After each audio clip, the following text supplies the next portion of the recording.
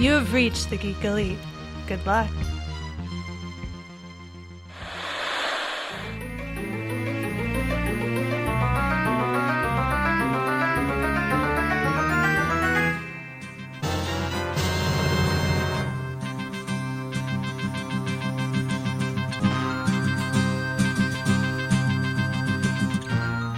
Welcome back to another episode of Geek Elite Media's VHS Gems, the podcast in which we open up this little treasure box of nostalgia movies from the time of VHS and all that fun stuff that happened in the 80s and 90s and straight-to-video Disney movies.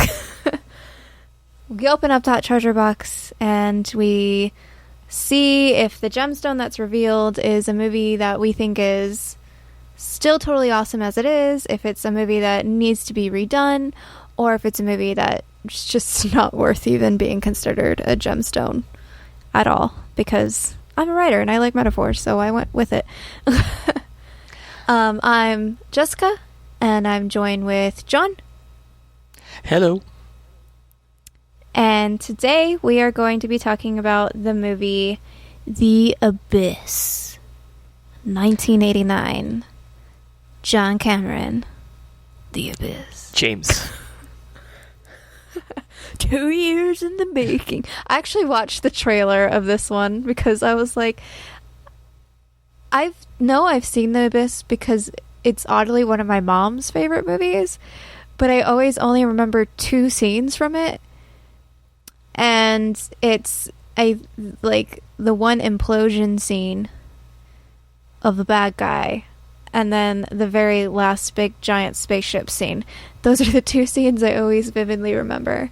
I always remember the rat drowning into that hyper-oxygenated water. I was like, always found it creepy. Drowning / not drowning. It's fine. It's just anxiety. I'm like, oh God, dude. And I do want to preface it by saying right away, drowning is one of my least favorite ways to go that I can think of. I mean, there's no real super pleasant way, but this combined with like the extreme cold and the claustrophobic nature of some of those scenes is just a whole lot of nope for me. Like, it's bad. I am kind of claustrophobic. Like, if I can feel like I'm getting air, then I'm okay. Like, I can be in a really tight tunnel and be fine because there's air flowing, but I can't have a blanket over my head because the air feels hot to me. So, and I've never tried an oxygen tank on, so I don't know how that would work or not with that. My dad's a firefighter, so maybe there's some genetic ingrained that I'll be okay with oxygen tanks, but deep diving, deep diving, really deep diving, I don't know about that. That's too much can go wrong. I don't even love going like too far underground because like earthquakes and like getting stuck and suffocation and just, I don't know. Why add the risk? I guess it can just stay down there. I don't need to know what it is. I think it takes a certain amount of crazy to be one of those deep sea divers that also goes into those underwater caves. Because I've heard just one too many horror stories of the people that get stuck in those and they can't get out and they end up just suffocating because their oxygen runs out. And like they can't even like the idea of like, you know, basically crawling in through a hole underwater in a cave in darkness where your whole body barely fits one way, can't back out, you're just stuck in there. It's like probably like 1,000 times worse than getting a CAT scan. Yeah, probably. I don't like it. Yeah. This movie has a few triggering factors which I didn't count on this time around. I think there were several times where I was watching this with my mom and I was like, wait, you like this movie? And she's like, I must have forgotten this part. Which is basically like the initial sub-search thing. But before we get too far into it, as mentioned before, this is a Cameron movie made after he did Aliens and what's the other one? Terminator 2. I think he did those around the time. And this was apparently a really hard movie to film, which makes sense because, yeah. A lot of underwater scenes, a lot of, really. I mean, just in some of the parts that are obviously sets, but they have all that water coursing through it. I mean, that's got to be so hard to film. It's got to be difficult. And then also the CGI aspects of it, too, of the actual aliens, and that stuff was really, really cool. But also still kind of sort of new technology, too, so I imagine that made it difficult. And yeah, those underwater scenes, there's so many of them. They're so realistic looking. They freak you out, and I imagine that has to be hard. It just has to be hard. But this is also a great special effect movie because it's one of those every trick in the book where it uses miniatures, rear projection, stop motion in a couple of parts I could tell. And of course, one of the earliest, best uses of kind of a realistic CGI element, which up until then was more relegated to being stylistic because it was limited. So you had your movies like Tron, The Last Starfighter, some of these 80s movies that did have heavy use of CGI, but it was very specific and obviously, it was to make things look, more computery, I guess you could say. Yeah. This was, I think, one of the first real attempts to make something look photorealistic in feature film. And this paved the way for essentially the revolution of CGI that came later in the 90s. Yeah, and all those little Marvel animated shows in 94 that always used random CGI scenes that just did not work very well for them. You can listen to our Geeks Watch podcast to hear more about my opinions on Marvel animated shows of the 90s. So, The Abyss starts out with an American sub, finding something on its radar, and it seemingly is going way faster than anything should be allowed to go underneath the sea. And they get really close to a trench to figure out what it is, and that thing ends up being a weird-looking light, which, of course, they think, because it's the 80s, they think at the time it's the Russians, and their power goes out, and then naturally they hit the side of the trench. So they sink. A lot of people die because they had to know what was going on, and it falls down to the bottom of the trench. Yep. Then you cut to that's basically it. It's just, what's that? Oh, we should probably not follow it into the trench. I will say I liked how this scene did show really well how they sort of figure out where they're at undersea. Like how they knew where the trench was, because you see that they're looking at the trench map, and then they're looking at where they're at, and then there's this big graph thing, and Guy is like doing math on the spot, like being like, we're getting too close, and then the proximity things go off. I don't know how accurate any of it, all that of that submarine like procedural stuff is, but man, did it look accurate. I'm just gonna go ahead and say. Then that person working on that clear board and like doing the math and stuff, I was like, hey, that's like just like on Yavin 4 with the plotting the Death Star run and all that. Oh yeah, it does look a lot like Yavin 4. Which would make sense. But that's all. The whole beginning sequence is like what, maybe 5 minutes tops. But yet they set up so much action of the sub not understanding what it is that they're picking up on their radar because it's moving like impossibly fast. They do suspect right away that this could be the Russians. And what really causes the problem here is that whatever this thing is, it seems to kill the power to the sub. So in those few seconds that they go blind, I guess, or powerless, then that's when they end up crashing into the side of the trench, which sets up the plot of the story.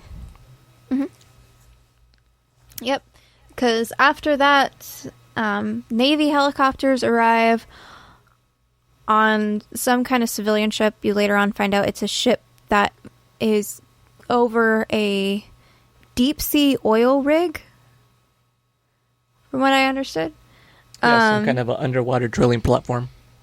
Yeah, underwater drilling platform, and off that helicopter comes higher-ups in the Navy, as well as a couple of Navy SEALs, and then a woman in suede shoes, because why not wear suede shoes on a Navy ship, or on any sort of ship, because suede is not good with salt water, or water in general. The introduction that you get to this woman, which is repeated constantly, is that she's a bitch. Yeah, I got that impression. Yeah. Yeah. People don't seem to like her. Like, whoa. Like, okay. And basically she's the one, you find out later on, yay women, who designed this really awesome badass oil rig ship thing. And she's pissed that the Navy's coming in to take it over, even though she doesn't fully understand why, but she's pissed about that. And meanwhile, the Navy goes and talks down to the oil rig down below, to a guy named Virgil. He was credited as being Bud on IMDb, though, so I got really confused. Yeah, they I think that's supposed to be a joke, but yeah, his real name is Virgil, but he makes everybody call him Bud. That reminded me kind of, I don't know if it would be a reference or not, but in The Right Stuff, both the Disney Plus show and the movie, which is all the story of the Gemini project leading into the Apollo missions and all that with the space program in the 60s. One of the pilots was Gus Grissom. Yeah. But his real name was also Virgil. So, like, he was always embarrassed, and he would always make everybody call him Gus instead. So, I'm thinking that's kind of what they're doing here with him. It was like, my name's Bud, and I was like, no, your name's Virgil. You know, it's like, no, your name's Virgil. He's trying to own the nickname of, like, no, call me Bud. It's better than Virgil. Yeah.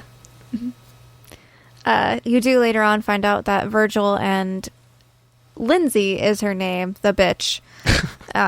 Which I'm really only saying because they literally say this word to identify her all the time. I mean, I'm glad you're bringing that up because I didn't want to, but yes, it's like almost her last name. That's how often they say it. It almost is, and I didn't like it at first, but probably by the end I'm like, okay, I guess. Even then, I still don't like it because she's not a bitch. She's just a woman that knows what she wants and goes for it and doesn't let anybody walk over her. Like, that's basically what makes her a bitch. And you're like, no, that's just a person being a person and just being strong-willed. Like, you know. But at the same time, she even kind of sort of calls herself a bitch, too. So it's like, well, okay, fine. And it is the 80s, so. Yeah. There you go. It is what it is, I guess, in that reference. But I will say I really liked how her character was written otherwise. Yeah, she was really cool. Yeah, she's really well-written character. But yeah, they are married. Virgil and Lindsay are married. And apparently they have a long-distance relationship because she was not on the rig for a while and he's down underwater. Well, didn't they mention that they were, like, separated? Like, they're one step away from actually going forward with the divorce? I feel like it, probably, but I feel like they hadn't done anything official yet. Oh, no, yeah. It definitely wasn't official, but we had that one scene where Bud Brickman goes and digs into his toilet because he had thrown away his wedding band. Yeah. And he decided to fish it out.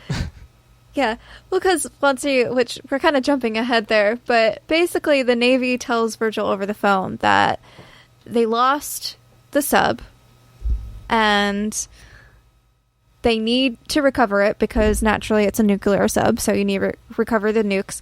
And the Navy can't come in to do it because a hurricane is coming, so they need to get it done as quick as possible because it's going to be too dangerous to try to get those nukes out.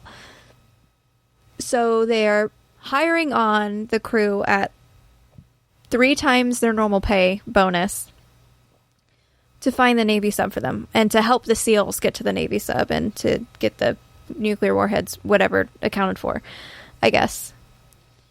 And they did sort of So they all are kind of sort of on board because 3 times the pay. And eventually Lindsay and the Navy SEALs go down to join the rig. Which I absolutely loved how Lindsay piloted the little submarine thing. Because she just was so chill with it and so in her element anytime she was in those subs. And you're like, this lady's cool. Because, like, at first you're established, oh, she's like a bitchy businesswoman is what they kind of sort of try to establish her with. And then, oh no, she's actually really just a cool, strong-willed woman. She's just piloting that thing just like, just rocking around the Navy SEALs in the back. Yeah, from a, like, in a retrospective point of view, like, you can kind of tell now, or at least I can. This may have been more apparent depending on your experiences. But yeah, growing up and watching it, I did kind of think, like, does she really have to be that mean? Like, does she have to, like, be such a bitch as is being said? But then now I realize it from this point of view, it's like, oh no, like she probably had to deal with a lot of shit growing up and put up with a lot of other men in her way, and like you just have to stop being nice and just have to really put it out there that you're not going to let something or someone, or in this case an entire patriarchy essentially, keep putting barriers in front of you that wouldn't exist for a member of the opposite sex. So I was like, okay, I get it now. And I see how it's always been there. But yeah, it's one of those things you don't really pick up in the 80s or early 90s when you see this as a kid. You're just kind of like, she's a mean lady, but she knows what she's doing. And I was like, okay, there's definitely subtext there. Yeah. Yeah. I'm glad you can see it now. I'm glad people are seeing it now because, basically, the patriarchy does kind of sort of make women choose between being the humbled housewife woman, like meek woman, or if you're anything other than that, then you're a bitch. Like, there's no just being a person in between. There's just, it's either meek those or glass bitch. ceilings are the bitch here, for real. Oh yeah, don't even get me started on glass ceilings. But which I'm sure Lindsay had to fight through a lot of glass ceilings because not only does she pilot the sub, which I really wish we kind of sort of got her background, but she designed this oil rig, which to me means she's like an engineer, and that's awesome. Which also at the time would and she's very hands-on too. That's another thing I realized upon this rewatch is like she's constantly like fixing stuff. Like she's turning knobs and like fiddling with valves, and she's very instrumental to so much about what keeps them all alive at the end. So it's like, oh yeah, like she's on top of it. She's just had to deal with just unnecessary roadblocks. So that's going to make you kind of a very terse, kind of a curt person in your normal dealings at some point. Yeah. And the other thing is, if you take the character or the person, Lindsay, and you make it a male, it would not be weird. Yeah, not at all. That's how it would not be weird for a man who designed an oil rig to be pissed at people taking it over. Like, you wouldn't call him a bitch. Like, it would just be a dude in charge, I didn't think this was going to break down into like a gender studies, but yeah, like there's a lot of interesting stuff in here. Oh, yeah. No, I mean, it was going to when she came out in those suede shoes, but then quickly changed to white Converse to be on the ship. And I was like, this lady, very well written. Which, no matter how she said, I will note, I do think Cameron actually does write women well. Or not that he wrote it, though. He directed it. He does direct women well. I don't know if he wrote it. Never mind. Before I say that. But anyway. Oh, it was James Cameron. Yeah. Oh, he did write it? Okay. Yeah. But I think Alien, too, where, Ripley is a woman, and he didn't change anything in the script because a woman is a person, so why do you need to change anything in the script? Like, I respect that. Like, I like that, especially for its time. Like, thank you. I think it was Cameron who made that decision to not change anything just because they...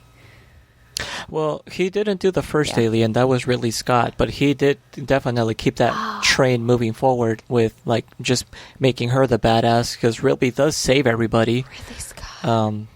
And same with Sarah Connor. Like in the first Terminator, Sarah Connor's like played as a really normal, just kind of everyday LA woman in the 80s, and by the time Terminator 2 comes around, she's just like a consummate badass that's just like is a survivor, is a fighter.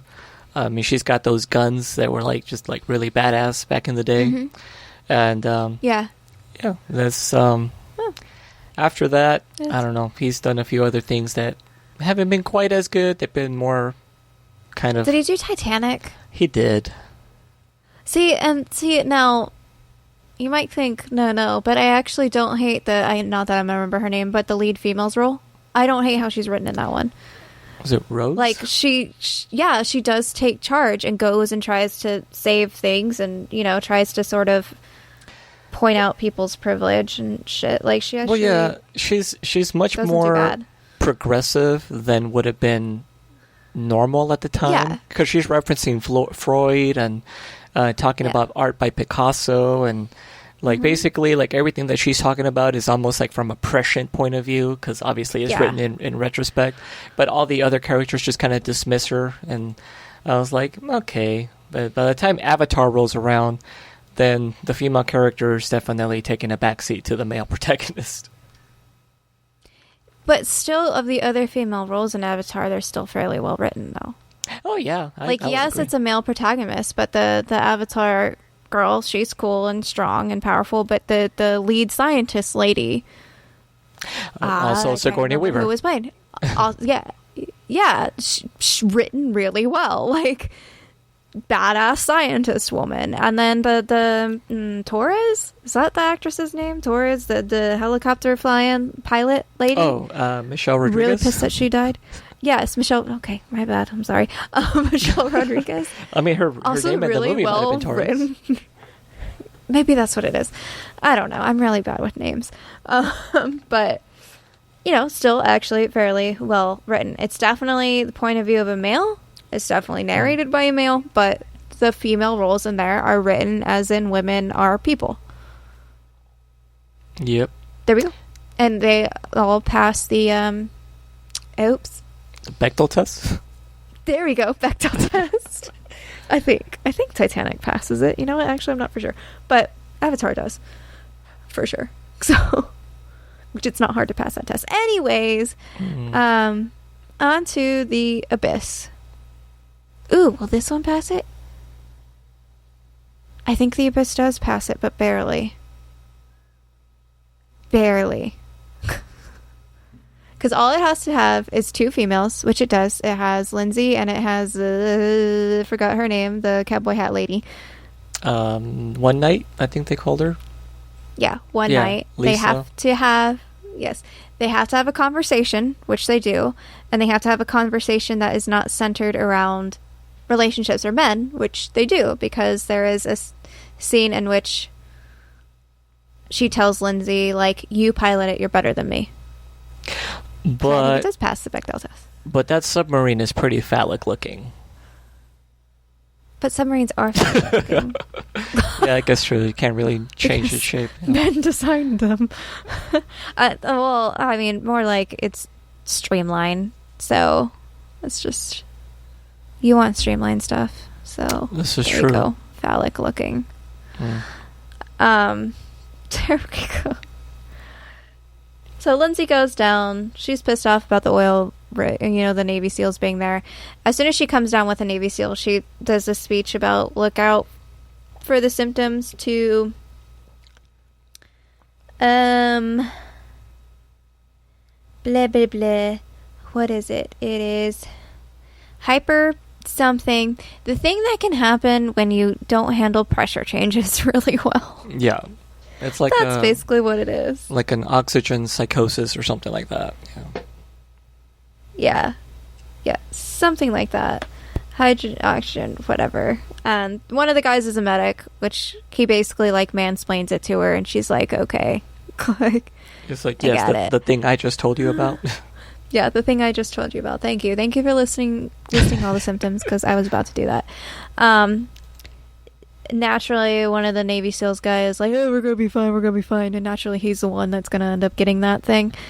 I referred to him while watching it, and in my notes, because I didn't bother to remember his name, I referred to him as Captain D-Head the entire time.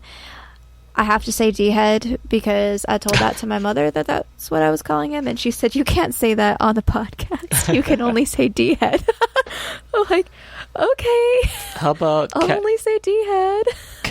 Captain Douche Nozzle? How about that? No, she doesn't like that word either. Like, she said D-head it is. Nothing else. I was like, pee-pee head? She's like, no. Just D-head. I'm like, okay, Mom. But that's what happens when I watch these movies with my mom, though. She's like, no, you can't say that. Well, you can't. Okay. You have to watch your mouth. Yeah. Let's Which, see. fun fact, that was Kyle Reese from the Terminator movies. Oh. Okay. It's been a long time since I watched the Terminator movies, but I did think his face You might have looked familiar. most recently you would have seen him in The Mandalorian, the episode with Ahsoka Tano. Ooh. Yeah, he was Okay. he was the evil cowboy version on that town. Oh, that was cool. Okay. All right. Yeah, cool. I remember you geeking out over that Yeah. when we were watching that for Geeks Watch. I was like, Michael B. So they're going in and they're talking about, you know, basically the mission to go to the sub, and then you get further introduced to the guy that I forever will call Rat Guy, which is the conspiracy theorist of I know. the I was rig. like, oh, a character I can relate to. Awesome. Yeah, it's the John of the rig, but he also has a very adorable pet rat. So I called him Rat Guy because I instantly liked him. And this was where I was getting like Aliens vibe, and I was like, oh my gosh, is everybody gonna die? Because if Rat Guy dies, I'm not gonna make it. Like, I just really like this guy. And he doesn't, thankfully, but he complains about... He doesn't complain, but he's like, what do you mean there's going to be radiation? And then Captain D-Head just, like, bites down his throat about complaining at all. And I'm like, oh, and then he already has a shaky hand, so he's already showing symptoms of whatever that disease is, or not disease, but reaction is. So, you know, he's going to be a problem later on. Yeah. At this time, too, the medic, I think his name was Monk, if I remember correctly. I think there was one name that stood out to me. Monk does the experiment on the rat, which bugs me how much he called the rat he after Rat Guy kept correcting him and saying, it's a girl, she. Like, it's a lady rat. Not all rats are boys. I mean, again, with the whole, gender thing, we just, for some reason, we just always defaulted to everything as a he. And I don't know why that's a thing. That's just... Other than things that you own, because Guy often reference their cars and their boats and other devices that they own as their property as she. Oh, so that, taking that further, then that could mean if a man feels ownership about something, he'll acknowledge its femininity. But if it's something that is not his, he will then automatically assume it is masculine, and therefore not his. This is messed up, man. Yes. Actually, I don't think I've ever even read studies about that, but I wonder if that... Like, I want to see if somebody has theorized that men call property things that they own she, and they call actual living things like dogs and whatever automatically he. Even women do this too, but... This is kind of a tangent to that, but I used to know a guy, let's just say, if the world turned into A Handmaid's Tale, he would be more than ecstatic about this. And I always thought it was funny because he seemed to have a sort of, let's just say, less than progressive... Is it giving you heartburn hearing about this? No. I was like, you're already bracing yourself for how awful this story's going to be. So this person I used to know a long time ago, I no longer do. It was interesting because let's just say, to make it simple, he seemed to be anti-woman. However, every time he would play video games, he always preferred to go... Yes, he would always like to have a female avatar. And I always thought that was interesting because Not really. he was just not very, pro-ladies, I want to say. So him... And then I realized, he's not playing as that character. He's telling that female character what to do in this world. I was like, man, like I remember having like a mind blow moment of like, that's how deep it goes, where you just even like, I don't even think he was aware of it. I think it's one of those situations where a person just has no like self-awareness for something like that. But I just loved observing just that level of like ingrained just toxicity. I was like, ooh, that's some issues right there. Yeah. That's not good. No. So anyway, the movie. Yeah, the movie. So they go down to find the subs. They pretty much all go. A team of the riggers and the SEALs go in scubas, and then Lindsay and I already forgot the name of the other lady go in in the sub thingies, the mini subs. And Lindsay is taking pictures, and the guys are freaking out on the inside because dead bodies are creepy. Especially saltwater dead bodies are really creepy because they decompose like really, really, really quickly. Like they probably wouldn't even be that pristine looking as they are in the movie, even after like a day. But, I think because of doesn't the cold kind of preserve them, or are you talking about because the like animals, those crabs that we see? The animals and the salts in the water, from what I understood.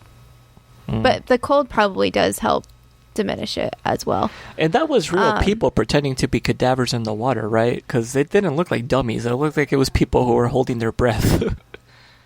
It definitely did appear to be so. They were very blue looking. It was really creepy. One of the rig guys, Jammer, freaks out when he sees crabs come out of one of the corpses. Which, like, to be fair, I probably would freak out too. Yeah. And he basically has this moment saying, like, I can't go any further. And so he doesn't. But as he's waiting there, the strange lights come back. And so the power flickers on all their lights. And then on Lindsay's sub, the power flickers too. It flickers off. And then the aliens show up. Jammer sees the alien, freaks out, ends up hitting the back of his tank. And he basically reconfigures his tank so that there's too much oxygen coming in. Yeah.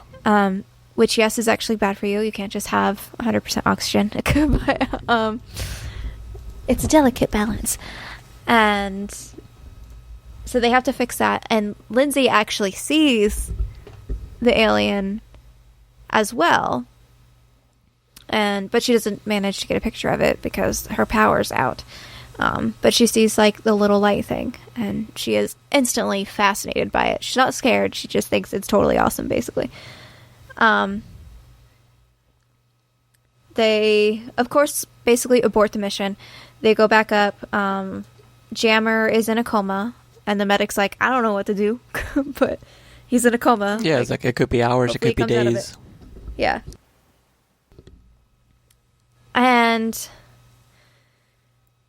while that's happening, the Navy SEALs talk to their captain or whoever above, and he's like, and they talk about how only Lindsay saw this alien Russian probe, is what they call it at first. And instantly the guy's like, you need to go down, get a nuke, and basically arm it. And I'm like, that seems like a great idea. But there you go.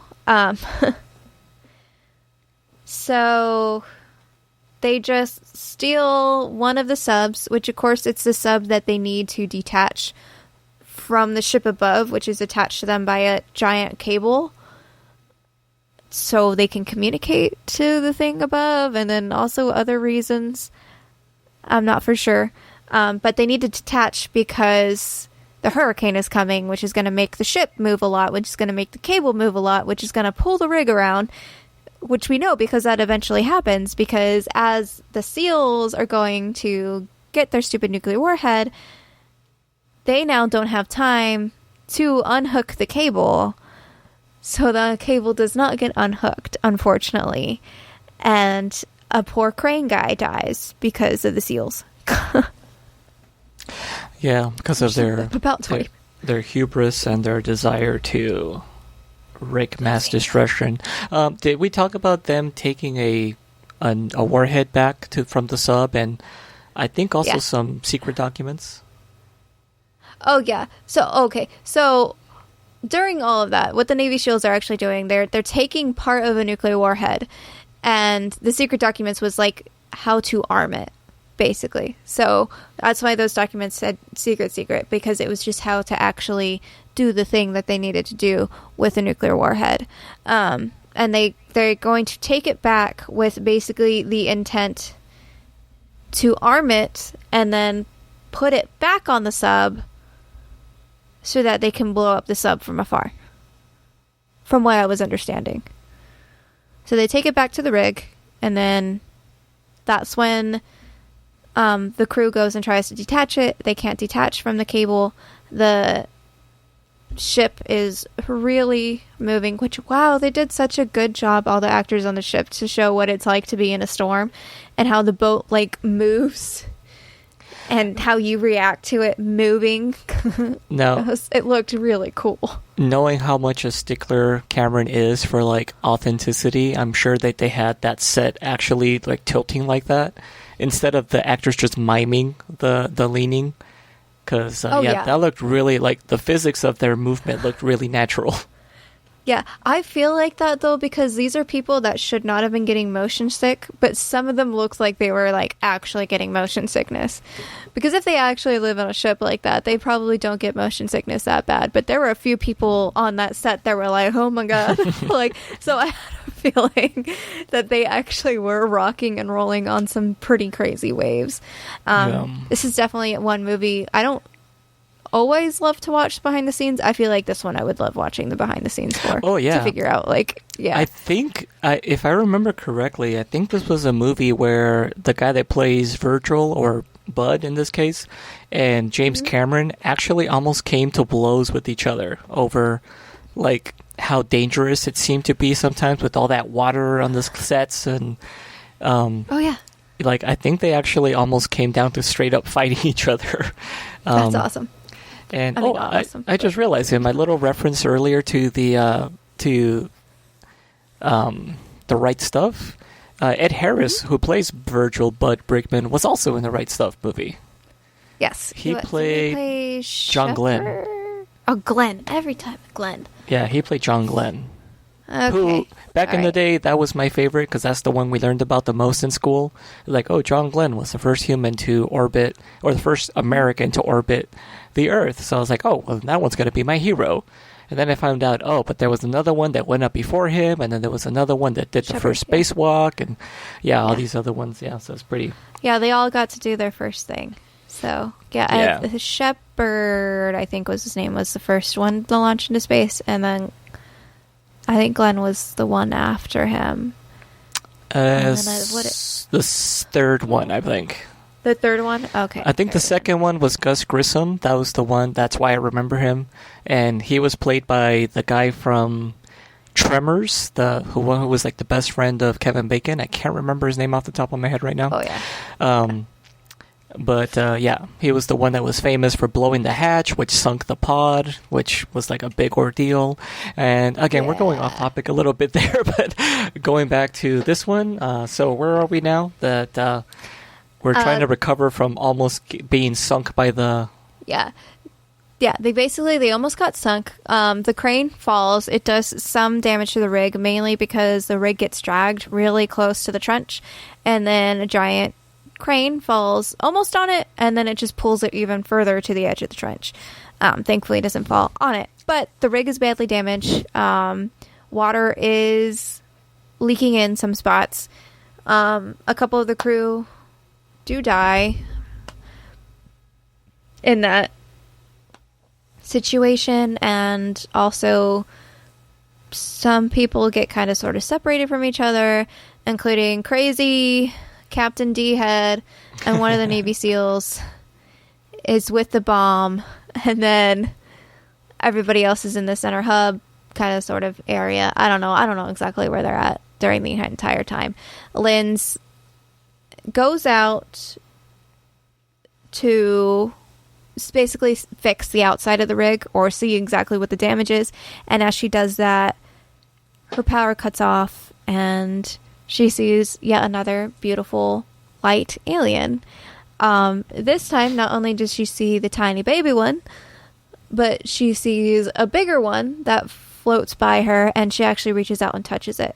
And it looks so flippin' cool. Like light up fish stingray thing, but kind of sort of machiny, but like also kind of sort of jellyfishy. Like it's just really a neat thing.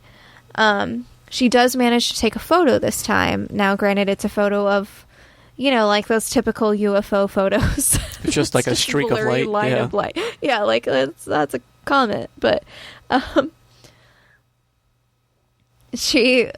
one of my favorite things about this is Lindsay is just sold the instant she's like, no, it's aliens. Just instantly, she's like, that was not a human. That was an extraterrestrial. Only like maybe not from outer space, maybe just from the deep. Basically, that was her whole thing. And she tells this to the whole crew. And her husband Virgil is like, "Can you not freak them out?" And she's like, "What's there to freak out about? It was nice." Yeah, they seem peaceful.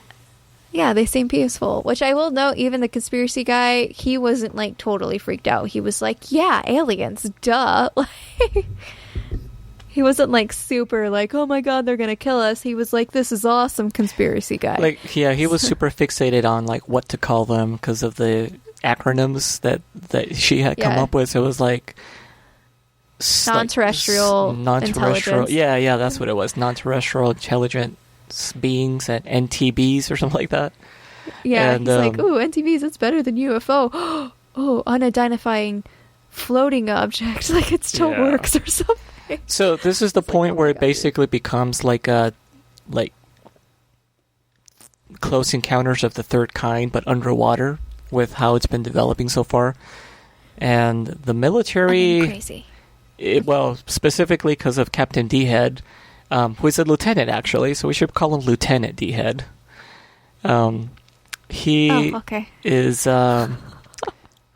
He becomes single-minded, I guess, and you can definitely tell the progression of the psychosis is taken over because he's got the crazy eyes, he's got the sweats, he's jittery, he's paranoid, he's convinced this has to be a Russian thing, and it's our duty, even though we're cut off and we haven't received orders, we have to detonate this nuke. Yeah. And I don't know about you, but one of the tropes that I've hated since I was a kid is basically the douchebag military people that will just not listen, and their first and only instinct is to want to like start war or start firing. Shoot first, ask questions later. And this is like one of those perfect encapsulations of that. I think in my notes I was like, this is how war crimes happen. Like, this is exactly how war crimes happen. One soldier goes crazy and not a single other soldier in that platoon is going to be like, maybe we shouldn't. Like, and this was definitely an example of that because Lieutenant D-Head is definitely going nuts, but the guy with him, he's fine, but he's like, this seems logical. And I'm like, no, it's not, dude. Look at his hands. They're shaking. You were told the symptoms of this disease thingy that I can't remember the name of. Like, dude, he is not okay. You need to report to your CO that you have suspicion of a possible issue, possible traitor, possible war crime happening. Yeah, you're not all right in the head right now. Yep. So, yeah, no. Not good. Let's see. So Lindsay finds out Rat Guy spies on the Navy SEAL guys. That's what it is. He uses one of their little drone subs to spy on the Navy SEALs guys, and he finds the nuke, that they're working on a nuke, and he instantly goes and shows Virgil. And this is one of those really good shots where like Rat Guy and Virgil are looking at a TV and it's focused on them figuring it out. And then in the background is a doorway, and Lindsay appears in the doorway, but it doesn't focus on her until you realize she heard everything that was said, and it goes to focus on her. And it was just a really good frame of shot. I think that's what it's called. That's a reference where you have like three people like in three triangle points, and how you're changing the focus. It was just a really good shot. I wish we could put pictures on podcast, because that would be a picture I would put up of like her in the background in this backlit doorway freaking out because there's a nuke on her rig, and then Rat Guy standing over a computer with Virgil sitting looking at the same computer. Like, it was just a really good frame of reference. Just really great. Really good shot. Cameron's really good with camera shots and angles though, so that's a given. She freaks out and just basically runs to the dude and is like, "What do you mean you stuck a nuke on my ship? Like, how dare you? Like, get it off, like, whatever." And then that ends up pissing him off. So he has a freak out and has the buddy with him, basically try to detain her. Eventually they back off, though, thankfully. I don't know why Lindsay, but I mean, Lindsay does back off eventually, but she did not look like she wanted to back off. She was going to murder that guy. And you see that guy was full on cuckoo, because he was going to straight up murder her, because he was holding his gun behind him the entire time. Oh, yeah. Yeah. Oh, it's high pressure nervous syndrome is what it's called. There you go. High pressure nervous syndrome. Hypertension was what I was thinking. Yeah, they're really stressed out. Yeah, they're really stressed out under the sea.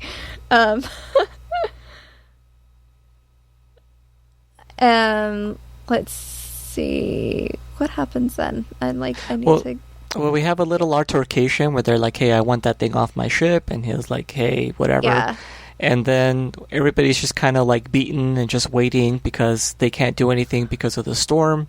So they're all just kind of lounging around, and that's when the I guess you could call it the alien probe decides to come in. They go to sleep, and then the alien comes in. So through the room, so they have a room in the rig, which is basically where they launch the sub. So it has water in it.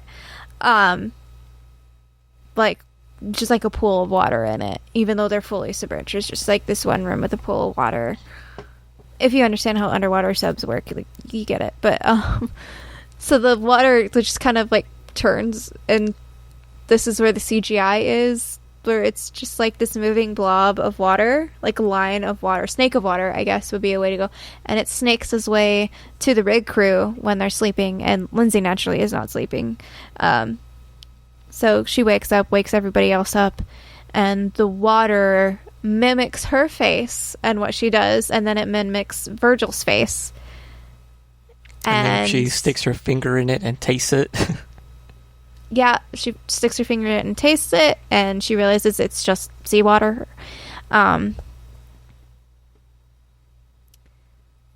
Then they chase the water to the nuclear warhead, because it's clearly not happy that thing exists. And it's like, what you got alien, here? Yeah, what's that, man? I don't know if I'm chill with that. I'm chill with you, but this... I was like, not really. This has got to go. This gotta go. I just live under the sea. Y'all beeped into my zone. Like, what the crap? Humans. I think on my notes I wrote, humans? What this? Like, why? But, Lieutenant D-Head cuts off the water by literally shutting a door on it. And it does this thing where before it sinks in, it like looks at Captain D-Head, and you could see the life drain out of him as he realizes he just pissed off an alien species. And that's where he goes, I'm going to commit, I'm going to start a war with this alien species, because he's convinced that the alien wanted to take the nuke, not that the alien was concerned about the nuke existing. So yeah, at that point he didn't care whether or not it was Russian. He just looked at it as an enemy. Yeah, it's worse than a Russian. It's an alien. I don't understand it, so we're gonna kill it. That's most of history. I don't understand you, so I'm just gonna kill you. Like, pretty much. Unfortunately, we know better nowadays. Do we? Kind of. No. Do we? You're right. I think the people that need to know better still haven't. That's fair. Humans are humans. We're not great, but we're getting there. I have hope. I have faith. And trust in pixie dust. So, basically, he's crazy now. He's like full on crazy. Rat guy goes to try and spy on them to see what they're doing. He finds out that they've set up the nuclear warhead to the drone that rat guy had apparently programmed to go try to find the aliens, just to like find them and say hi, I guess. Say hi back, I guess, more like. But, you know, Lieutenant D had put the nuclear warhead to it, so basically it's going to lead the bomb to the aliens. Yeah, and it was on a timer of like 3 hours, I think. Yeah, something like that. They want to stop that guy, but naturally that guy catches rat guy.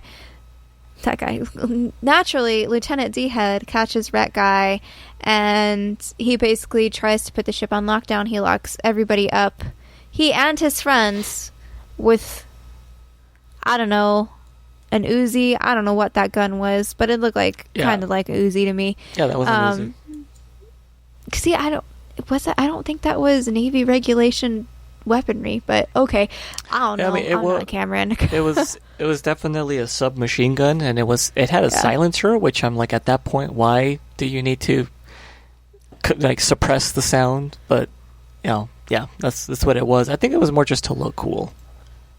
Yeah, probably, because he also did the little Rambo tie around his forehead.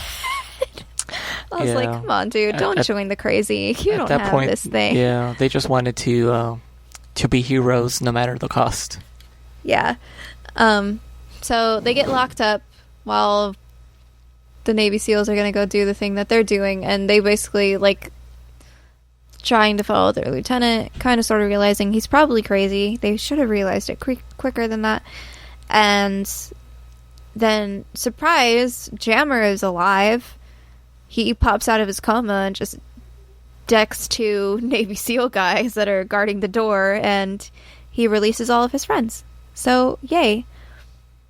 We can hopefully stop the Navy SEAL guys. Yeah, not a fan of the way they had to do it, though. And I don't think they were either. Yeah, probably not. So, like having to swim. I mean, they've already made the point that they're, I don't know how far under pressure already. Is ice cold water. Yep. And they have to swim without any gear. Yep. Swim without any gear. All of that is just like, nope. I already have like this weird paranoia about open sea. And just all of those other elements combined, I'm like, nope. Definitely not going to be an offshore oil rigger, underwater welder, none of that shit. No, like I don't care how much money they make. Like that's just not going to happen. They do make bank. Because it's dangerous. That's why they make bank. Their insurance, though. Whew. But because we have an insurance problem. But anyway, yeah, they, as you said, they do the crazy long swim in freezing cold water to sneak up on Lieutenant D-Head. Virgil is the one that manages to get there first. He does a horrible job of sneaking up on him. He should have just yeeted that pipe thing at Captain D-Head instead of actually trying to hit him, or steal the gun first. Like, just hit him. Just clonk him on the head. He is not worth it. Like, just... He doesn't. But they do end up having a really awesome night fight because apparently one of the Navy SEALs guys was intelligent and took the bullets out of Captain D-Head's gun. Yay! Yeah, so they have a knife fight. Yeah. That was a good one. Yeah. Knife fight. At that point, just any weapon was gonna. And we didn't even mention, like, during the times previous to him going full on crazy, when he was like already teetering on the edge, he was cutting himself in the arm, and he had some pretty deep gashes already in his left forearm. I was like, oh yeah, he's crazy, salt water, crazy, man. Yeah, salt water. Like, how? I don't know. But anyway, Virgil ends up winning the fight because the other guy that swam with him, which I can't remember his name, he was a really good, hilarious character, though, because he was the guy that when the alien first came onto the ship as the water guy, he kind of freaked out and grabbed a plant in defense. And that was hilarious and great. No, I thought he was going to, like, chuck it at the thing. Just, like, throw it right at it. I know. But no, he just like, plant. I didn't. That's I've got my a plant. kind of character. But even so, Lieutenant D-Head is just not feeling any pain whatsoever, probably because of whatever's going on with him. So he manages to steal the sub to try to get the drone to go to the aliens, because he is going to kill them no matter what. And he doesn't care who dies with him, I guess. And they try to get the drone off. They fail, so it becomes now an underwater chase. Linz gets in one of the subs to chase after, and Virgil is in I was going to say spacesuit. It's really close to a spacesuit. Scuba suit. Like a scuba suit, yeah. Yeah, like a scuba suit, but it looks kind of more like a spacesuit because it's deep water. He goes after in a scuba suit. They lose the drone, but they get in a sub fight with Lieutenant D-Head by basically bashing the subs together, which doesn't seem like the best way to do a sub fight, but I guess is the only way to do a sub fight. I kind of sort of wish she would have used the crane thing more to like jab at him or something, but he ends up falling down the side of the trench and imploding because of the pressure, and also just because that's how pressure works, and he like does a really cool implode thing. And Lindsay and Virgil in the sub are about, it's filling up with water and they can't do anything about it. Virgil has a scuba suit. Lindsay does not. And they basically have this moment where Virgil is like, you're smart, you can get yourself out of anything, like think of something to get us out of this. And she's like, you're a better swimmer, you can swim to the thing, grab me a scuba suit and come back. And he's like, I'm not that great of a swimmer, I'm not a merman, and she's like, then I'll drown and you'll take my body. And he's like, oh, what? And she's like, I'll drown and the cold water will preserve me for about 15 minutes, so you'll get me there and you'll get me resuscitated. Easy freaking peasy, right? Nope, more complicated than that. But nope. So you get this. I really want to interject here only to say that, like, I don't ever really empathize with movie characters. I mean, I can appreciate the performance, but when she starts to drown, or like right before the water really covers her completely, and she starts to have that moment of realization, and she starts to freak out. I'm about to die, yeah. Yeah, I was like, this is hitting me all wrong. I hate this. It was so good. It was such a good scene. It was her whole like, yeah, this will work, and then that water gets smaller and smaller, and Virgil already has this tank bad on, idea, and bad she's idea. just like, and she's just panic breathing, where she's gonna basically drown in just like 5 seconds. Like because to me, I thought she was gonna try to not drown, like she was gonna try to hold her breath while he dragged her, but no, she just straight up hugs him and drowns in his arms, and I'm like, oh my god, like, ooh, like, can you imagine? Just the, like, your wife that, yeah, you've had an estranged relationship with because you're having a long distance relationship with, basically, but like you could tell they actually really love each other throughout the whole thing. Like, you got this, like, yeah, you aren't gonna separate, like, come on, you guys actually love each other. Which technically that makes this the second movie in our recent watches that has to do with the trope of a life or death situation that puts an estranged married couple back together. I guess it does. I think the other one didn't do as good of a job. I feel like this one felt genuine. Like, it felt like they were just estranged because she had to be far away from the rig, I assume, to do the business side of thing. That's where I go. And then because she's a really stubborn and strong woman, and so it's kind of sort of my favorite thing about it, actually, is that she's the one in the relationship that doesn't talk about her feelings. And that's what he's looking for. That's what he actually gets pissed off. That's why he throws away his ring, because she doesn't give him anything. He's not mad because he doesn't like her. He's mad because she's not showing that she loves him. That's why he's mad. That's how I interpret it, at least. And I like that it's the woman that's the one who's not good at expressing their feelings. And that it's the guy that's pissed off that feelings are not being expressed. It's almost like she's written as a human as opposed to just a female. Yeah, look. Yeah, you're getting it. But, yeah, so she drowns. It's a horrible scene. He gets her back to the rig, and once he gets close to the rig, he can call, and he's basically like, I need a defib, and I need a heat blanket. He needs all these things, right? This is where it drove me nuts, because the first thing they should have done once they put her on the ground is they should have just started CPR. You should have just started chest pumps. And instead, they decide to just shock her, which is not how you do any of this. And also, there's way too much water to even shock anyway. And this was the one scene that broke reality for me, was how they worked on her, that is the term that like this was EMTs more Hollywood. use when they're trying to save somebody. They use, we worked on them. So this was definitely Hollywood. I'll forgive Hollywood not doing CPR correctly, because if you do CPR correctly, you're not breaking ribs, you're breaking the cartilage around the ribs. So you can't actually do CPR correctly. Like, there's no way you can film it correctly and not hurt somebody. But the first thing that you do, which granted this was the 80s, so like maybe that's different, but the first thing that you should do when somebody drowns is you should instantly start chest pumps and then mouth to mouth, which they do at least the air pump to her mouth, so that's close to just making up for not doing mouth to mouth, but you definitely should be doing chest compressions. Anyway, Cameron really tries really hard to sell that she is actually dead, because it is a long scene of them trying to get her back to life, in which she's alive by the end, so why is this scene so long?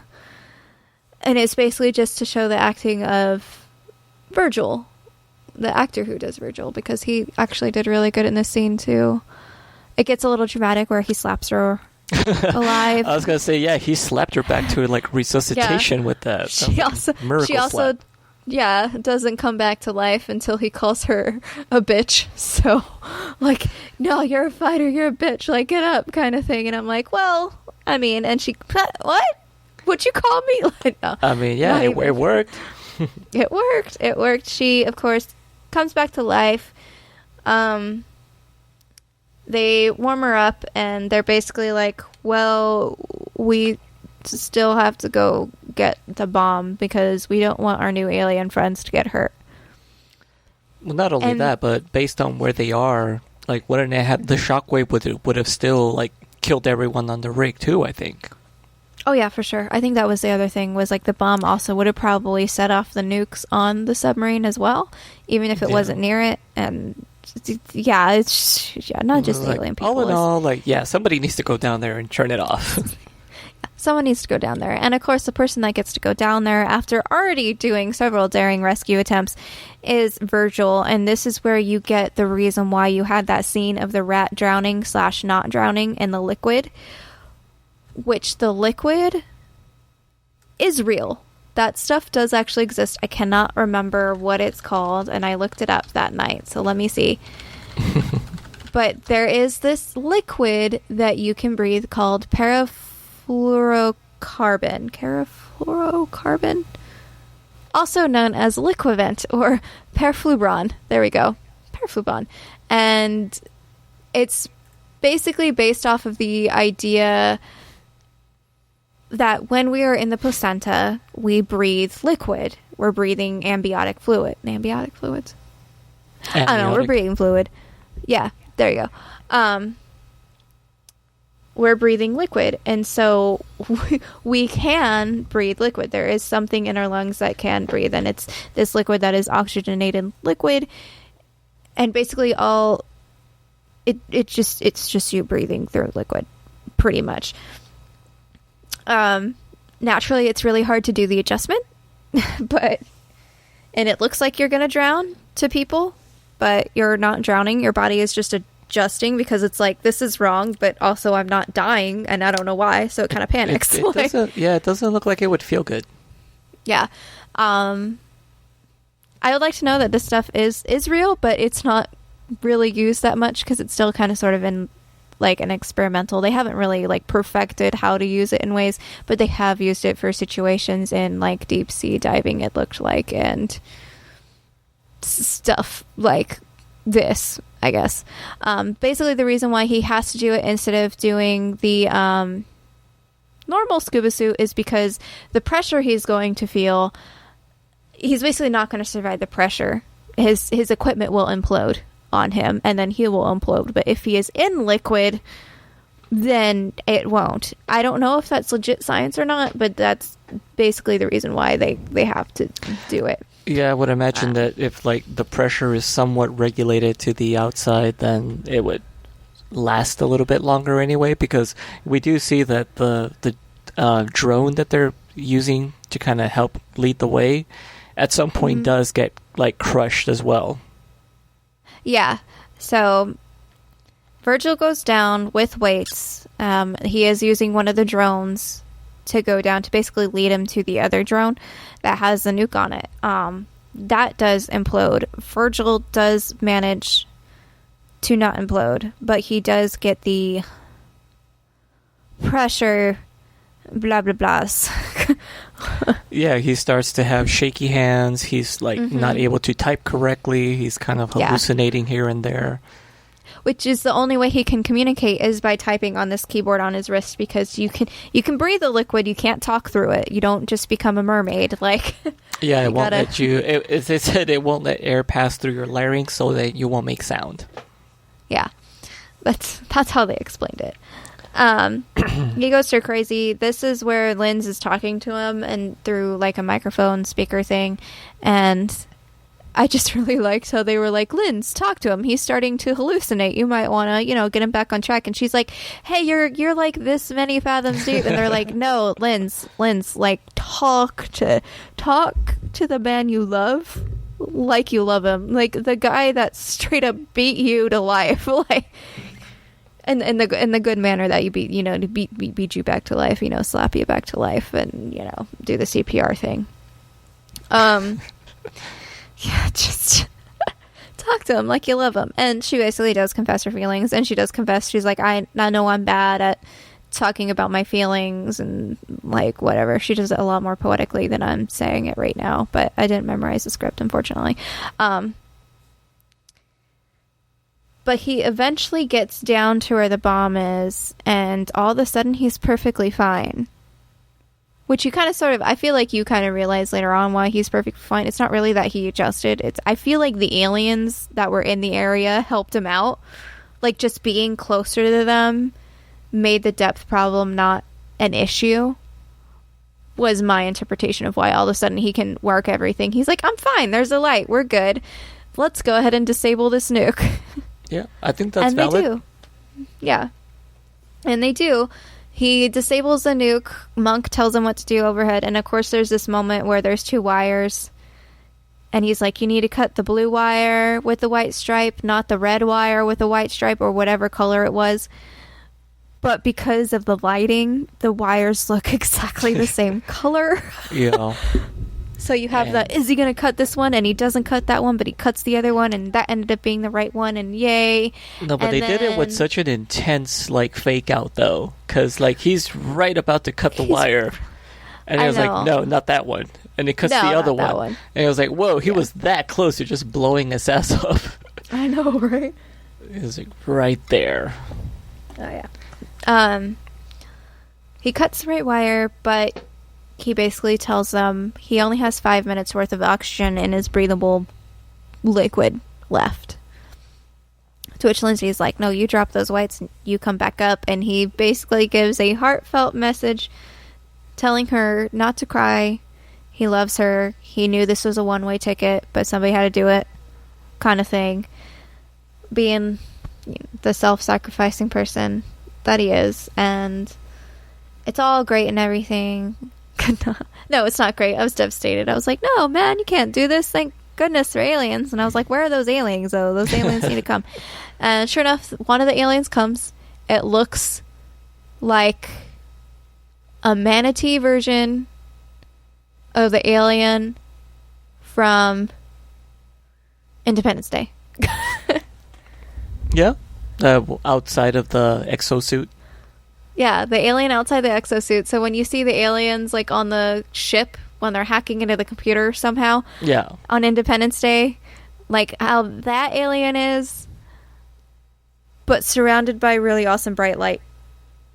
Yeah. Manta ray But suit. Like it's cool looking. some kind of a techno-organic, like chitinous, like horseshoe crab physiology. Yeah, it's pretty interesting.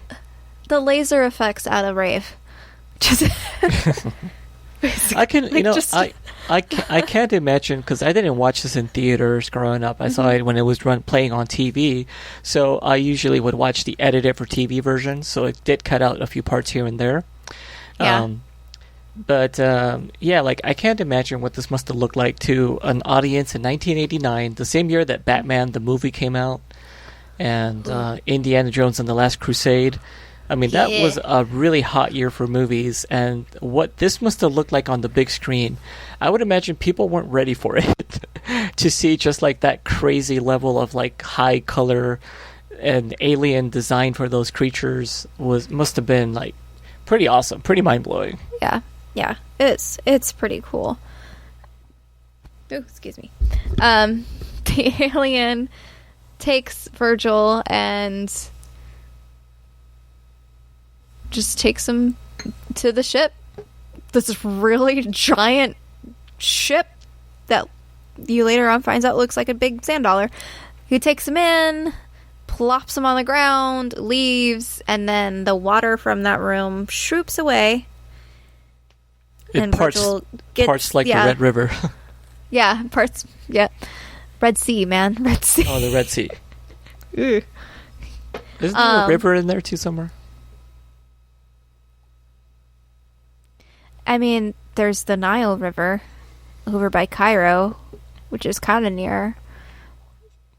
But it's the Red Sea that he parts, which is not a river because it doesn't connect to the ocean and it's salt water. I don't know. But it's called the Red Sea. Anyway, they blast his last communication back at him as projected onto the water as them trying to communicate to him, and he's like, and I like how Virgil is like, you guys are cool. Like, I think that's what I liked about this movie. Actually, I skipped over my favorite parts of the movie was when the alien water being thing came onto the ship. They all like lit up like the Goonies going on an adventure. Like they were adults, grown adults chasing this alien like they were kids searching for treasure.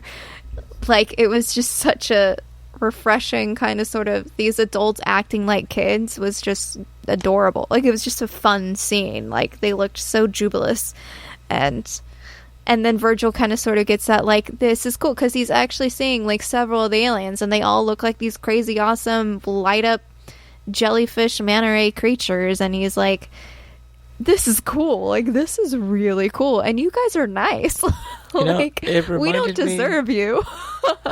It reminded me of the ending of Bill and Ted's Excellent Adventure when they go to the future and they see the council or whoever those people were, and they're basically like party on, and they do the little like hand wave like with the guitar, like the windmill.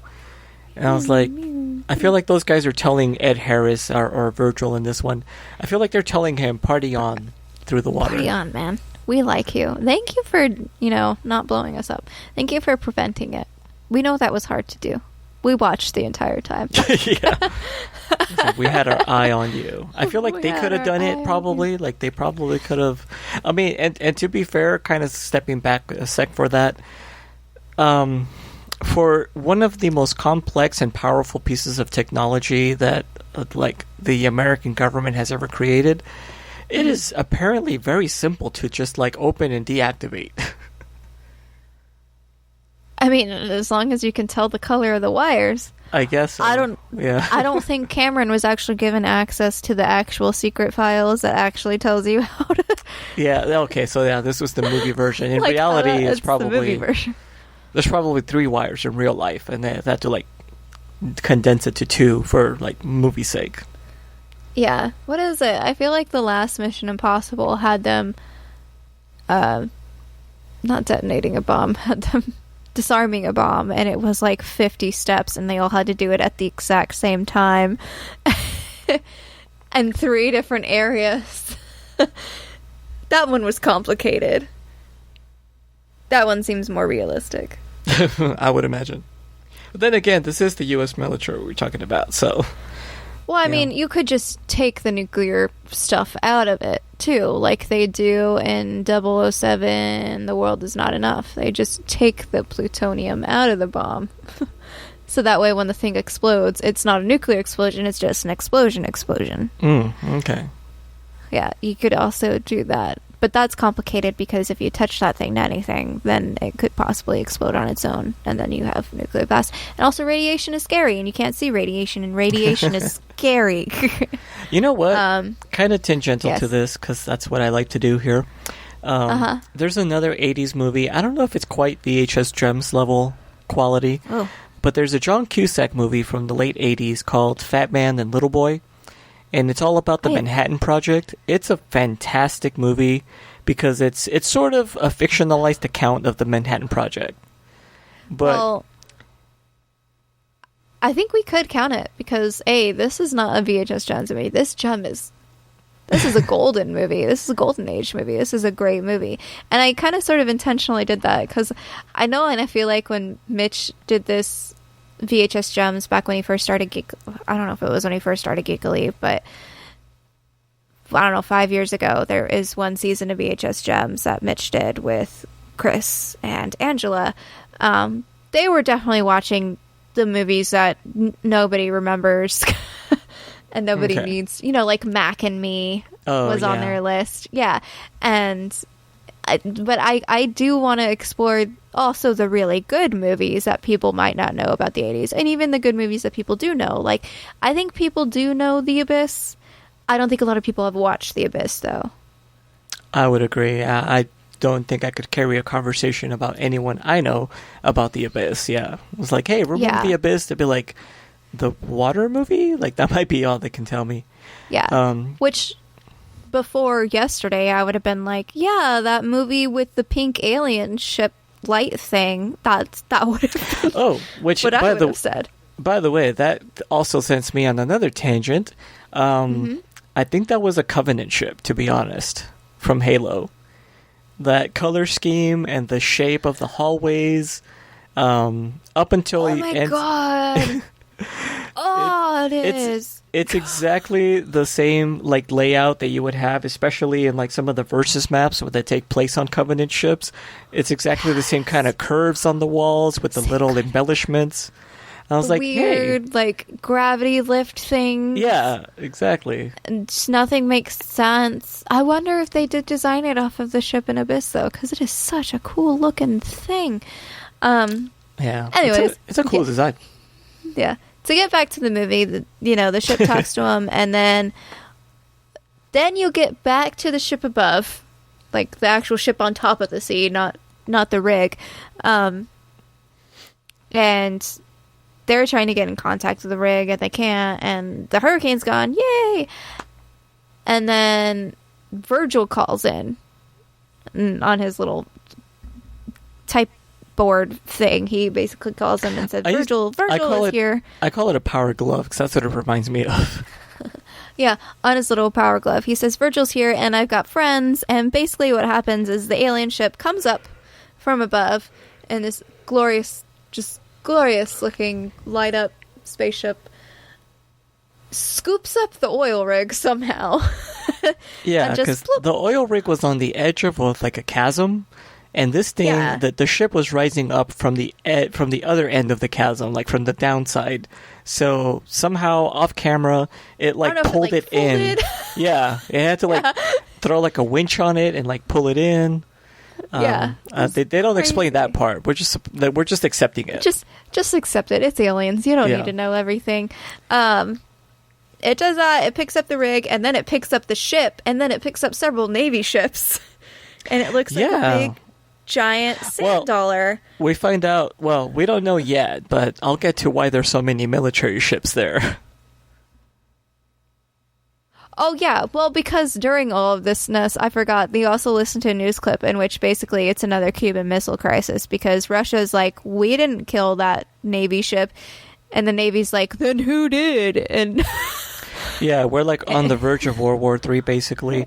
And pretty much. This goes more into the special edition because we didn't clarify at the beginning, but we watched the theatrical because I had a very busy week and I did not have enough time to watch like almost 3 hours. Yeah, but the director's cut adds like an additional almost 30-40 minutes of like footage. Yep. And it has there's definitely some extended scenes, but the bulk of the director's cut is a much more detailed ending sequence where the aliens are like, hey, humans are a problem. Like, you guys are on the verge of destroying each other, so we're going to destroy you first. And, like, the aliens cause these giant tidal waves to, like, almost destroy the cities on the coastlines of the world, but they stop the tidal waves, like, before they crash. They're like, basically, there's giant walls of water. I could kill you, but I won't. Like, I could kill you, but I won't because it's nice. It's basically a word flex but okay situation where they're like we can wipe you out, but we're not going to. We just want you to know that we could, unless you guys get better at this whole being human shit. And so that's kind of like there's a much more extended discussion between the aliens and Virgil when he's like recovering from the water thing. And they're basically through images on like that same screen that they have behind him, like on the wall of water, they're showing him images of the world getting ready to go to war. And Ed Harris is basically, Brigman is basically trying to appeal to the human race. He's like, no, we're like, we have problems, but we can work this out. We're trying to be better. And they implode each other underwater, like the only thing that changes the aliens' mind is similar. It's the same scene in this one where they show Virgil the little screen of him sending the last message to Lindsay, which is "Love you, wife." Love you, wife. Yes. So the aliens are like, okay, well, you guys are capable of love, so we're going to give you a second chance, and that's when the rest of the movie kind of picks up to the normal ending, which is the alien ship goes up, and that's why all of those Navy ships were all around there, because we were actually on the verge of starting World War III with the Russians, but the aliens, using their super sophisticated water tech, kind of basically like shook us into like, oh, we should maybe kind of figure out what we're doing wrong here before they flood our cities. Yeah. Really changes the tone of the movie if you think about it. It's like, wow, like it was like the I guess you could call it the Cameron cut of the movie. Oh my god. Oh, you're so done with this, aren't you? I'm done with cuts. I am fine with director's cuts, like straight to DVD, whatever. Like, I get it. Sometimes execs don't let you do the message you want to do. To be fair, at the day that we are recording this, Disney and Marvel released the Zemo cut. The Zemo cut. I watched it. And it is everything I hoped it would be. Oh, that was so good. I love it. If you don't know, we are watching on our other podcast, Geeks Watch, through Geek Elite Media. We are currently watching Falcon and Winter Soldier, and on the last episode, we watched Zemo. Just awesome, awkward dance for like 5 seconds. It was glorious dance, and Marvel came out and said, "Oh yeah, there's a lot more cuts of that dance. Like, there's a lot more of the dances, pretty much. And everybody on the internet was like, release the Zemo cuts. And today Marvel was like, okay, it just released an hour-long video of a loop of the cuts. Yeah. And it's great. It is excellent. I did not watch the full hour, but I watched probably 5 minutes of it. Just laughing. You get the whole gist of it in that first 5 minutes. It's just an endless loop. It's just endless loop of just this guy dancing, and you're like, how am I going to hate him? I'm never going to hate him. He's not evil anymore. I don't care all the bad stuff he did. He claps when he dances. He's relatable. He's a guy's guy. Yes. I like this movie. I think it's great as is. I don't think it needs to be retouched or redone. I don't even think it needs to do the whole like crazy awesome high def stuff either. I think it's great as it is. Keep the effects as they are. Don't George Lucas it and add in more monsters or aliens or whatever. The one thing that I feel like didn't hit for me, and I think it's because it usually hits for me on sci-fi films, I didn't love the scoring of this movie. Like, it just wasn't my favorite. And the one part where it was very obvious I didn't love it was the part actually where the alien saves Virgil. It gets this really like almost child operatic, like a bunch of children singing like a Christmas song or something.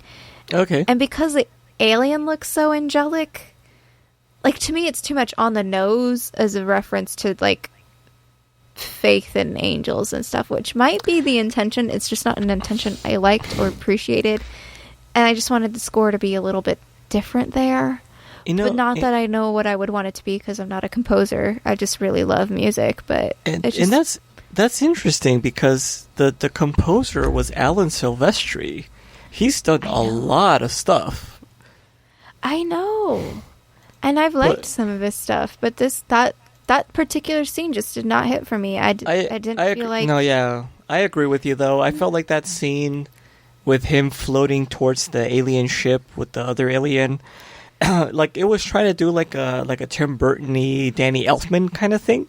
Yeah, that's what it was. It just didn't feel like it belonged. Yeah, it didn't hit right. Yeah, I totally agree with you. But yeah, Alan Silvestri has been like a complete, like, home run hitter for so many different movies, and you're absolutely right. I hadn't considered that the score was completely unmemorable. Like, I can't think of a single theme or musical sting in the movie that like stands out to me.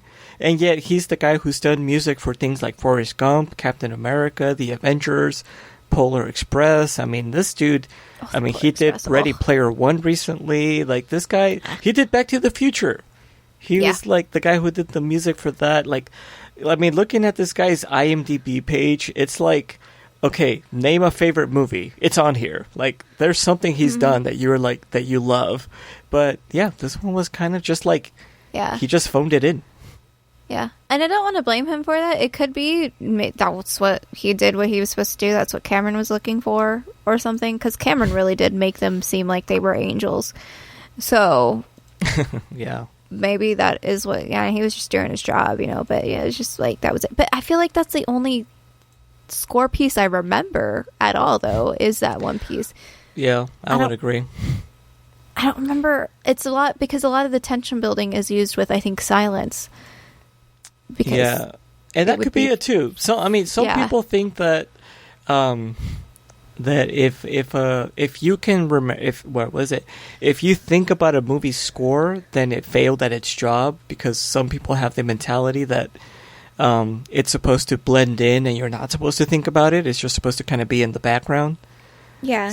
But there's some movies. Yeah, I don't either. I totally think like, no, like the music should be just as impactful. And for this one to be like completely forgettable is like, I think, worse than being something that you notice. Yeah. I don't think there's a lot of people out there buying the soundtrack for this movie. Yeah. I don't think so. I don't think that's going to happen. I don't think they're going to look it up on Spotify and downloading it. So. No, yeah, I listen to a lot of soundtracks. In fact, one of my daily mixes is nothing but soundtracks. None of these, none of this score would be on that mix. Yeah. Yeah. Oh, sorry. I was going to say me too. I also have a daily mix of soundtracks. So... Now, I want to bring up something kind of interesting, because I'm me and I like to bring up dumb things like this. But I noticed that this isn't the only movie that came out in that time period that was about deep sea exploration and some kind of underwater threat or aliens. And I did a little research on this one, and in between 1989 and 1990, like within the span of 10 months, 5 movies about this, basically the same thing came out, having to do with deep sea research and then something going horribly wrong. And it's probably one of those, I forget what the exact term for it is. It was like, you know, when 2 movies come out around the same time that are kind of similar. Yeah, like for instance, there was that one summer when we had Dante's Peak and Volcano, both about volcanoes erupting in a city. Or that other year that we had K9 and Turner and Hooch. And probably one of the most obvious is the year that we had Deep Impact and Armageddon both come out in the same year. Or Ants and A Bug's Life. That was crazy intentional because the guy that did Ants was part of Disney, knew they were working on Bug's Life, and pushed to get Ants out first. I can't remember his name, Linz something. He's also the guy that pissed off Robin Williams during Aladdin. Oh. Too. And he is the guy that told Robin Williams that he couldn't be part of Ferngully because they had him for Genie, even though Robin Williams had already signed on to do Ferngully well before he ever signed on to do Aladdin. He's the guy that pushed for that. He's just a total jerk. I wish I remembered his names, but then he left Disney, and when he left Disney, he tried to do his own projects, and Ants was one of his own projects, and it's intentionally A Bug's Life because he wanted to combat against Disney. Which I like Ants. I don't hate Ants, but Bug's Life is a better film. Oh yeah, absolutely. Like DreamWorks is kind of a weird course, but anyway, that was intentional. I'm sorry. So that this particular year between 89 and 90, we had Deep Star 6, which I remember because that was a really creepy underwater movie, and then there was Leviathan, Lords of the Deep, then The Abyss came out. And then there was another movie called The Rift.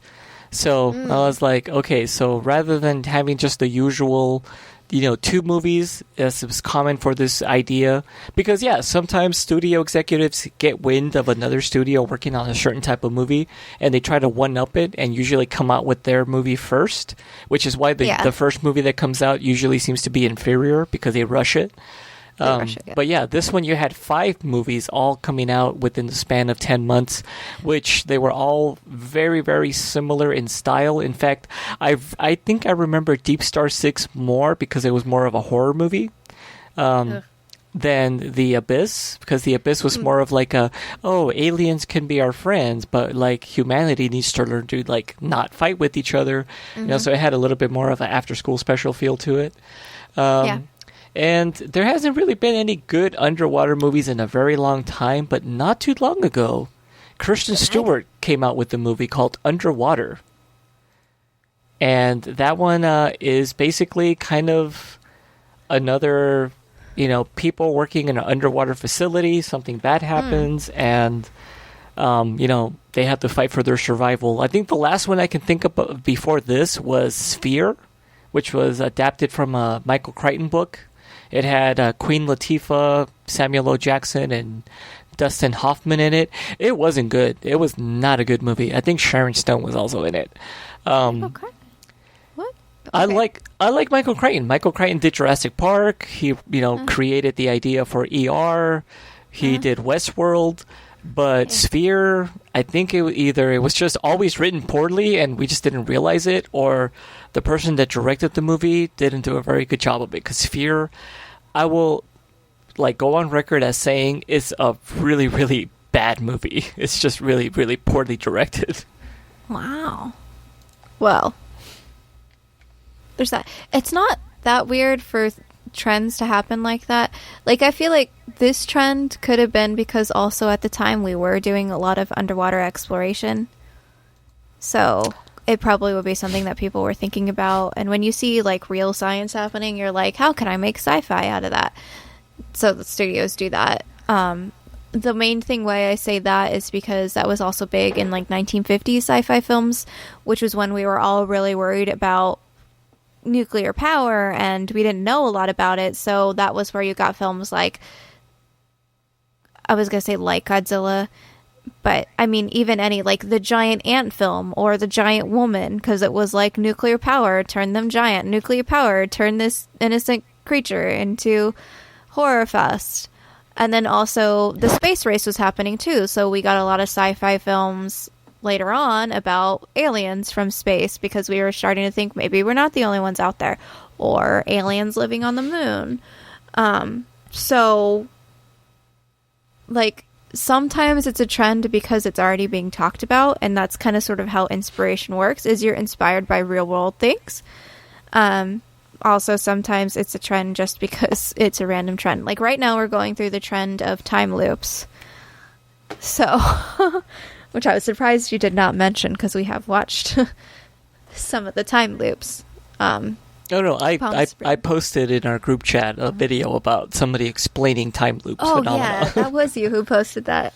I did watch that one, by the way. Awesome. Yeah, so we don't just ignore your text. It's okay.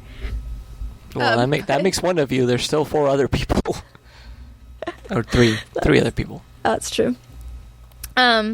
So, yeah, trends happen. The Abyss is definitely a good version of this trend, but The Abyss is also very comparable to Close Encounters as well, and the idea that the aliens are nice, and it's the humans that are crap. Like, so. Which, I mean, I would agree with that assessment. I'm like, we're far too divided and still an infantile species with too much knowledge, not enough wisdom. That's me on my soapbox. Mm-hmm.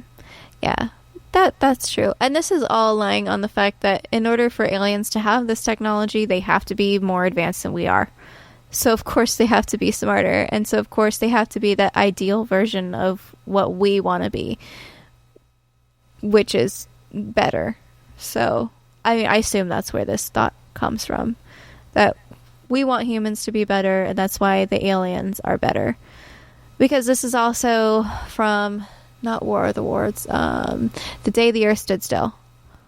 It's probably one of my first thinking of aliens being better than humans and wanting them to be better. So they take away technology in that one so that we can be better. Woohoo. And that's in the original one, not just in the new one that came out. Not the Keanu Reeves version. Yeah, not the Keanu Reeves version. In the original version, which I cannot remember who was in it, but I actually really like the original version. Even if it's like a little cheesy Tin Man alien. But classic sci-fi is great. But anyways, that is The Abyss, pretty much. I think we don't really need to talk about what happened to Cameron afterwards. All the actors were fairly well known too, so they go places. Cameron does more things. He has a park in Disney now. Not a full park, like a little quarter park within a park, but still. I do want to say, though, that, like, for Cameron, I mean, this would be his 4th major... 1, 2, 3, 4... Yeah, this would be his 4th major studio film. He started... Okay, so before he was, like, a production assistant, he did art... And he did some secondhand directing stuff on like other minor Hollywood things. His first actual movie that he directed was Spawn 2. What is it? No, it was Piranha 2, The Spawning. Piranha 2. Of a very, very cheesy late 70s, early 80s like horror movie. You start somewhere, right? And yes, and I've seen this movie. Like, I had no idea he directed it. I just remember thinking, like, man, this movie is just some of the worst, like, campy 1950s throwback, but it still looks really cool. Like, you could tell it was done on a budget. This was a cheap movie, but it was done by somebody who knew how to work with his limitations. I didn't put it together till years later when I found out, oh, that was James Cameron's first movie. And then his second movie was Terminator. Terminator, for being as low budget as it was like great. Very high caliber. Yeah, like this thing, except for a couple of shots where it's an obvious dummy that's supposed to be Arnold Schwarzenegger, it looks really, really good. Aliens was, I mean, amazing. It was such a good sequel. And like, he's basically just been... it's a sequel that's considered better than the original. Yeah, Aliens is better than Alien. I mean, Alien is also a good movie, but Aliens is just mwah, like it's just great. Yeah, and I would say the same thing. And that was him making a sequel to somebody else's movie. I would argue that it's exactly the same situation with the sequel to his own movie, Terminator 2. It, in my opinion, blows away all of his previous movies, and that's where he became the true, like, blockbuster superstar director that we all know today. Is starting there because he's taken everything that he learned from all his previous movies. I mean, everything from like the casting to the directing to the special effects work. I mean, Terminator 2 special effects still stack up to today. For the most part, because he knows when to use practical, when to use the CGI. He does it very sparingly, whereas other less talented people will just put it everywhere, and that's what kind of diminishes its value, is that he knows how to incorporate it. Like, he was an artist through and through, like, from the beginning, so he's always had that eye. Like, one of my favorite little pieces of trivia, too, for, like, Titanic, he's the one that's drawing that picture of Rose when she's on the couch with the... Because he's an artist, like, he knows what he's doing. So like everything he's done, he's one of those few people that I feel he's just always been up with everything he does. At one point he was supposed to do Spider-Man, he never did, and went to Raimi. At one point he was supposed to do Battle Angel Alita, he didn't, it went to Rodriguez, I want to say. Robert Rodriguez. There's a lot of things that he was supposed to work on that he ended up not doing, but I feel like that's ultimately for the better because everything he's done has been on an upward trajectory. Like, I haven't seen anything like with Tarantino. Like, I haven't seen him do anything where I'm like, well, it's not as good as his earlier stuff. I was like, no, like he's always pushing some kind of boundary. Yeah. So I mean, I guess things are looking up for the Avatar sequel coming out soon. I mean, I don't know. Eventually. I mean, he's filming like 3 or 4 of them back to back. So yeah, I remember it was supposed to come out when the Avatar land opened in Disney's Animal Kingdom, which was like 4 years ago now. I think. Has it been 10 years now since the first movie came out? I think it has. Yeah, I'm pretty sure it has. Because I feel like it came out right before I entered college, which would be 10 years ago. Ouch. So, yeah, 2009. Yeah. So it's been over 10 years now. Yeah. So he's got to get that. I mean, as far as I know, they filmed it or started filming it or something. I don't know when they're planning on releasing them. But yeah, I'm excited for it. Avatar Land in Disney's Animal Kingdom is amazing, and I don't even love Avatar. That's probably my least favorite of his films, but that's mainly for like the story of it, not necessarily for the filming of it. Like, I can watch it and recognize, this is amazing, but I'm like, it's not a story I love. But I think that's what he might do. He sets up with what you know, and then the sequel is the potential. The sequel is what he actually wants you to see. Because you have to have a basic setup in order to blow people's minds. You definitely, you sold me on it now. I was kind of thinking, you know what, Avatar 2 might be where he finally starts to dip in quality. But you're right, he knocks out the sequels out of the park. So this has to be good. There's just no alternative. We will see. 2022 apparently is when it's supposed to come out. Yeah. All right, John. If anybody wants to talk to you about how brilliant Piranha 2 is, where can they get at you? Yeah, if you want to talk about Cameron and his penchant for sequels, let's discuss this on Twitter. I am at MagicBollocks, but if you feel so inclined, I'm also on Instagram, Facebook, and Discord, I want to say, and Twitch as at MagicBollocks. On all the things at Magic Bollocks. If you want to talk to me about whether or not scores are important in films or not, you can tweet at me as at JMBaileyWrites. You can find archives of this podcast and the other podcasts that John and I are on geekeletemedia.com. I suggest you listen to Geeks Watch, especially if you like this one, because we watch TV as a bigger group. and react to the episodes. And currently we're watching Falcon and Winter Soldier. You can talk to Geek Elite Media as at Geek Elite Media on Twitter and Instagram, and facebook.com/Geek Elite Media. We also have a Patreon page with exclusive content. So if you would be interested in being our Patreons, like we are lowly artists back in ancient Rome, needing to live with that senator so that we can build that beautiful marble statue that is podcasting, please join us on our Patreon. We are Geek Elite Media there as well. Also, do not forget to, wherever you're listening to this, on whatever podcatcher you are on, be sure to rate, review, and subscribe to us, because that also is a giant help. Until then, always remember to geek out. This concludes our broadcast.